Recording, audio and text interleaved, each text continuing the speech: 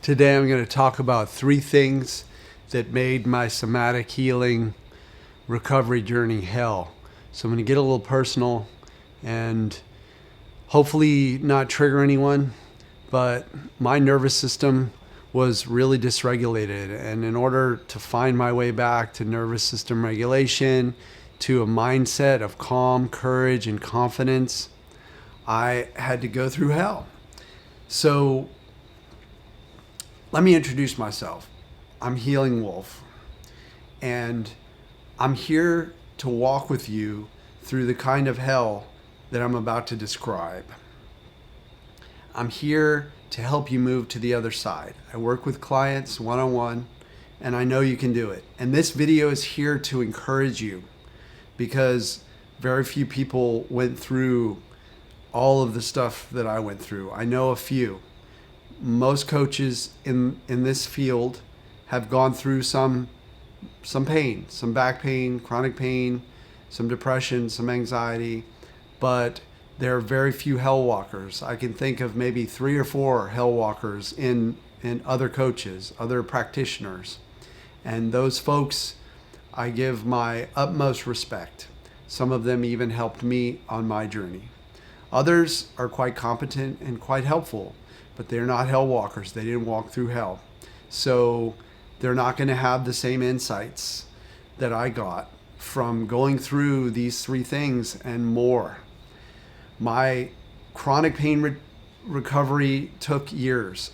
And part of the reason why it took years were the 3 things that I'm going to tell you, the things that made my recovery the most hellacious, the most horrific. So I developed chronic pain over time, and I looked back through my life and realized that I'd had chronic pain off and on my whole life because I had a traumatic childhood. I was bullied. I had an abusive stepfather who used to sometimes drag us around the house, my brother and I, by our ears. I mean, who does that? I mean, it's just horrific. So my unconscious mind, my little mind, got pre-sensitized early. And I'm not going to go off on that topic. I'm going to get deep into the topic of recovery. A lot of folks want to have excuses as to why they don't think they can recover. And I see it all the time with clients. Clients will be very honest with me in session and say, I don't think I can recover because A, B, C, and D are either happened or are happening.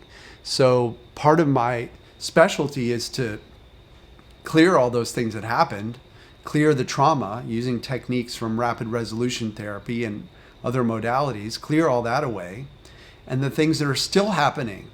And those things are very present for a lot of folks. But there's still no reason to make excuses on your recovery journey. Excuses are only going to hold you back. Excuses are complaining, and I recommend not doing that at all if you can help it. And instead, moving forward. So the excuses might be like, oh, I can't recover because my current relationship feels awful, or I can't recover because I can't work at the moment, or I can't recover because there are all these excuses, because this just happened, because I lost this, because I experienced this, whatever. I'm in a system that's not supporting me medically, whatever. So those are excuses. And now I'm going to go into at the end of the video, I'll tell you a little bit about what I did to get out of the things I'm going to tell you about. Like how, in spite of these 3 things that made my recovery journey hell, I still recovered. I still got better. And that's the message. That's the inspiration here that I'm bringing to you, is that you can still get better, even if a lot of shit is hitting the fan. Excuse my language if you're not liking that language, but stuff hits the fan. Okay, so the 3 things that made my journey hell, and they're probably more like 20 things, but I'm just going to focus on the huge ones. And they're not in any particular order, because if I had to rank them, man, of course, the middle one is the most terrible. Okay, so the first one on the journey that made things hell, I'm going to go into, is medicalization, when I began to seek medical help, the medical doctors have this medical model of treating things in two ways. They do some structural stuff. They want to do structural stuff. They want you to go work with a PT so this muscle is stronger and that muscle's weaker, and you try to balance things out. And there's some wisdom in that, but if the sensations are coming from your brain, they're neuroplastic, like chronic pain, anxiety, panic, then not so helpful. They want to inject you. I got injected twice in my hip, 2 different times. The first time was so disappointing. The second time paralyzed my leg. It was horrible. It was really horrible. And the practitioner had no clue of how to work with someone with a nervous system regulation issue, or hyperactive nervous system, or someone who's in fight or flight. No clue. None of the medical folks really did. The other suggestion they offered in this medicalization, which is a season of your recovery where things go sideways or feel like they're getting worse, you're learning, but they're getting worse because they're hitting you with medications. Take this one, take that one. This one makes you addicted, so then you have to go through withdrawals, which is horrific. This one causes your hands to shake uncontrollably. This one makes you have brain zaps in the middle of the night, terrifying brain zaps, and other weird stuff going on in your body, insomnia. I mean, these medications were worse than useless. They were horrific. So that was one of the things that made my recovery hell, medicalization. Number 2 is that I lost. Looking at things in terms of loss, there were people who died. Let's put it that way. My cousin died. My fairly young cousin died. He's younger than I am. He died. My father died. My father died during COVID. It was unbelievable and extremely difficult in terms of my nervous system. I mean, talk about a huge emotional flare and being on the floor weeping and thankfully I reconnected with him on the other side, and that gave me strength, but it was horrible. And then my aunt died as well. My aunt. So 3 deaths. Then one morning I found my neighbor impaled on a post and bleeding to death on a post. He had jumped off the rock wall a few days before Christmas, I believe, and was from stomach to here impaled on a steel guarding post. It was horrific. So thankfully, he survived. Yeah, I mean, but it was just very traumatic to experience all of those things. As I was trying to recover from chronic pain, the emotional surges, I remember thinking, when am I going to get a window of relative calm where I can deal with just the basic life stuff? Because I'm crawling around. I'm in bed. I haven't been able to sit for more than a couple minutes. I can't drive anywhere. Things were getting worse and worse with my romantic partner at the time, who was also my musical partner, who we had built a musical brand together, a band, the Winterlings. So that was another huge loss. So I lost her on that journey. If you want to look at it, we went our separate ways. I also lost my whole state of Washington. Had to move. Lost my home, my tribe. So all this real loss, these things made my recovery hell. I mean, I had no income. It was COVID. I couldn't play music shows. There wasn't anything I could do. So it was there was a lot of death and loss. And I'm sorry if this triggers anybody. I do work with clients through grief to reconnect with people who have died, or to move past any relationship residuals, right? So the good thing is my neighbor survived, and my ex and I are friends. That's good. The third thing that made my recovery hell was a deep depression. That deep depression was in Washington State during a freezing winter, constant rainy winter, no sun. For like 6 months, no sun, Seattle. So no sun. And that depression got so bad. And then my ex moved out, my father died, my cousin died, my aunt died. I mean, all this stuff. Very real reasons to be depressed, right? I've got chronic pain. I couldn't drive. I couldn't do all these things. And I didn't know how to get better. I just was at the bottom. So I still recovered. That's the thing. I still recovered. Okay, so you can too.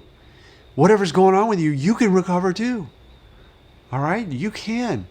You can do it. I know you can. I'm rooting for you. And I'm going to tell you how I dealt with some of these things real quick before we sign off. The medicalization, I reached a point where I said, forget it. I'm not doing any more shots. In fact, just yesterday, I had a knee injury. I went to a doctor and they came ready to give me a shot. They had the syringe and they had the everything because it's a physical injury. They saw it on the MRI, a torn meniscus. And I said, no thanks. No thank you. They didn't explain what was in the shot. I didn't explain why I didn't want the shot. Just no thanks. I'm good with just allowing the sensations of healing to be there and being cool with them. So medicalization, I got to the point where I said no more shots, no more meds, tapered off the meds, told my doctor, look, I'm coming off these meds. I can't be on these meds. They're not helping. They're only helping a little bit. They got too many side effects. Just being honest with the medical system and the limitations of it. And I asked the doctors not to say any nocebos to me, not to say anything negative to me about my recovery. I was like, I'm going to recover. So if you have encouraging words, then give them to me. But if you have some negative stuff that you learn because you don't know how to help somebody who's going through what I'm going through, you're not trained in this, you're not Dr. Schubiner, Dr. Hanscom, Dr. Sarno, then hey, I don't want to hear it. And I still feel that way. I still behave that way. So that's how I dealt with it. The death, the loss, man, it's a whole different thing. But thankfully, trained in rapid resolution therapy, and in that philosophy and that way of working with mind, unconscious mind, we don't see that kind of a death as a real loss. It's a transition. So my father left his body, but he quickly came back to me in his light body, in a different form, and let me know he was there. And that was powerful. So I help clients with that, to reconnect them with people that are no longer in a body. And I know it sounds strange, but it's very real. And once you reconnect with that person who lost their body and died, they let their body fall away. Once you reconnect, calm comes in, you feel better. The depression, a lot of factors for the depression. Okay, I had an old buddy of mine from high school who started to visit me because I was fairly alone. I had neighbors who invited me over. I had neighbors even in frozen winter, 30 degrees out. I had a neighbor who would say, hey, come get in the hot tub with me. So I had that social connection. I would ask for hugs from neighbors, from my ex, who we were friends. We were separating, but we were friends. I would ask for hugs. And then I also discovered laughter yoga. And Dr. Kataria has a Zoom group, free Zoom group every night. And so I would go to that and laugh like a maniac. And you'll see me in other videos doing that. And that really reshaped my mind. And then I also just took action. Every action I could take to get better. I did the mindset work. I worked from 2 or 3 modalities to create a somatic healing practice process that really started to work for me and continues to be such a vital and powerful part of my working with clients. And in fact, I'm going to tell you how to get a free recording of one of those at the end of the video. But first, I'd like to ask you to please subscribe to my channel. I'm telling you about my life because I don't want you to have any excuses. I want you to know that you can get better. Whatever crazy stuff has been coming at you, you can still get better. And if you're walking through hell, I can walk through with you. So subscribe to this channel. Help me on my mission to help others out of this. Thumbs up, ring the bell, drop a comment. Let me know what the hardest thing in your journey is. If you feel like letting me know, and I will give you some encouragement. I'll show up and give you some encouragement. And if you'd like to experience one of the most powerful somatic healing meditations that helped me on my journey, I created it for myself, but then it's helped so many clients, hundreds of people. It's helped. And I offer it for free on my website, healingwolfcoaching.com. Just sign up for the newsletter, which will also give you more secrets and insights. And then you'll get an immediate download of that meditation called The Rose Teaches the Thorns How to Pray. I hope this intimate video about what I've been through, the 3 worst things that I experienced on my healing journey, can give you perspective that you too can recover. I know your recovery is inevitable. It's a healing odyssey, and I'm here for you.